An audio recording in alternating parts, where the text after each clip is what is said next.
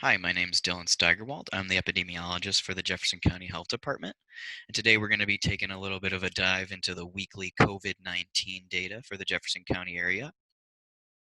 Today we're looking at the week 23 report. Week 23 goes from May 31st through June 6th. During week 23, we had a total of 57 confirmed and probable COVID-19 cases in Jefferson County, and that brings us to a year-to-date total of 414 confirmed and probable cases and count them in our totals. Those criteria usually involve some sort of laboratory testing. So, have you been tested? What type of tests are they using? Usually a PCR or serology for COVID-19. What sort of clinical information is there available? Basically, what symptoms have you had, and does that match with the symptoms that are usually found with COVID-19 cases? And then epidemiological linkage. So, have you been exposed to somebody else that is a known case of COVID-19? And if you were, that probably makes you more likely. So, we've had 20 COVID-19 associated fatalities reported in Jefferson County as of week 23, and also 6 outbreaks of COVID-19 reported in Jefferson County. It's important to note that those outbreaks at long-term care facilities, those are our nursing homes. Basically, anytime there's even one or more confirmed cases at a long-term care facility, that's when we're going to call that an outbreak, since those are very vulnerable populations. All right, looking at table one, we're looking at the number of confirmed and probable COVID cases by week.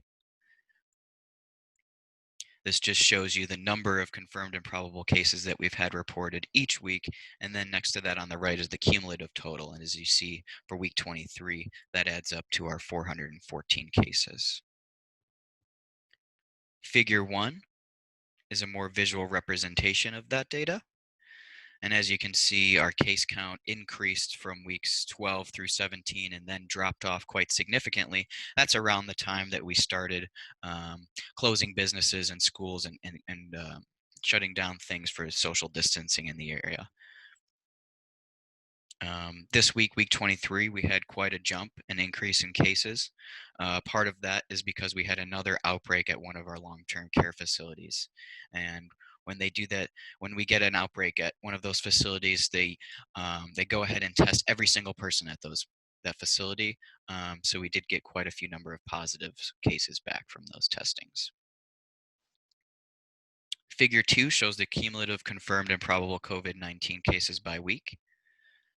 So that solid line is following the cumulative total cases as they've added up per week. And that dotted line is kind of the trajectory that we've been on in a linear or straight line path. So if you were to look at that going forward over a long period of time in the future, we would hope that we would start to get less and less cases per week. So if you were to look at it over a long period of time in the future, that line would look more flat than it does in this kind of short view of just a few months. Going down to figure 3, now we're looking at confirmed and probable COVID cases by age group. And these are also with age adjusted rates. So those blue lines are the number of cases per age group, and right here our age groups are going by increments of 10.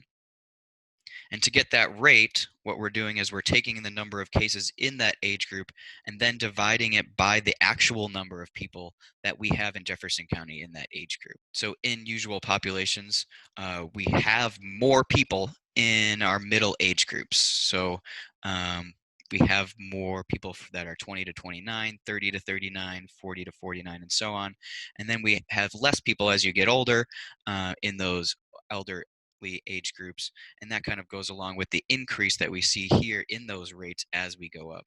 And that also corresponds with what we've seen across the United States. We know that our elderly populations are being more heavily affected.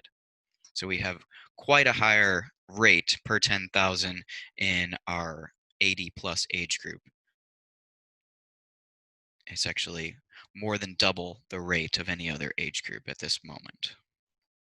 Going down to figure 4, we're looking at COVID-19 hospitalizations and hospitalization rate by age group. So again, that blue line is looking at the number of hospitalizations, and This isn't just if you went to the hospital to be tested or treated. This is if you were actually admitted during your stay there. And then again, the rate per 100. So we're taking the number of hospitalizations in that age group and dividing it by the number of total cases in that age group. And again, we kind of see an increasing trend as age increases. We have more hospitalizations, and that's something we would expect too in what's been shown throughout the United States. Going down to figure 5, we're looking at fatalities and fatality rates by age group. And to get that rate, we are taking the number of fatalities in that age group and dividing it by the number of cases in that age group. And then we're multiplying it out by 100 to get that rate. So when we multiply rates by 100, that's actually the same thing as a percent. So if you look at the 80 plus age group here, we've had 7 fatalities, which has corresponded to 21% of the cases in that age group have actually ended in fatalities. Going down to table 2, we're looking at the approximate COVID-19 cumulative fatality rates. And so this has been calculated by taking the number of total fatalities in Jefferson County, so 20 right now, divided by the total number of cases that have been reported, 414, and then multiplying that out again to get a percent. And then we're kind of looking at the same thing compared to Missouri and then the United States. And we see that Jefferson County has had a slightly lower fatality rate than the state and the country. Figure 6 is looking at COVID-19 cases by gender in Jefferson County. We see that there have been quite a higher number of females affected by COVID-19. And in Jefferson County, we have a pretty even split in our total population. It's almost 50-50 between males and females. So this is an actual representation showing that more females are getting COVID than males, at least in Jefferson County. Going down to figure 7, we're looking at COVID-19 PCR test results by week. So this is the number of PCR tests that have been run, and we're looking at the number of positives and the number of negatives that we're getting. This does not include serology. So those antibody tests are not being included in this. And then that dotted line that you see is the percent of those tests that are positive. So that's taking the number of positive tests divided by the total number of tests that have been run, and then multiplying that out by 100 to get a percent. So as you see, the number of tests that we've run has been increasing since the start in week 11. That's kind of been an increasing trend. We've had more tests run, and that's a good thing. And then along with that, our percent positive has also kind of gone down as the number of tests have increased. And that's something that we would hopefully expect. Table 3 looks at the numbers that are shown in that figure 7, kind of just getting a look per week. How many positive tests have we had? How many negative tests have we had?